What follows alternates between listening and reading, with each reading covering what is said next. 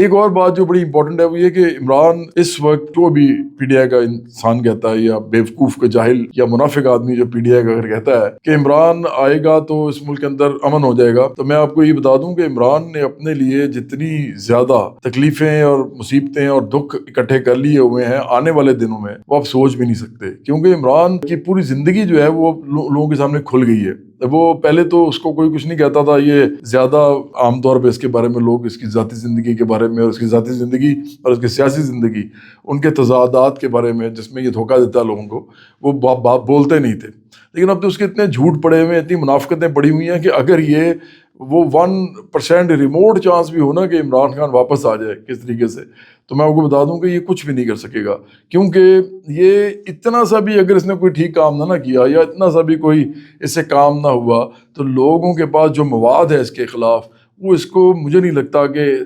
چند گھنٹوں کے لیے بھی اس کے بعد کرسی پہ رہنے دیں گے۔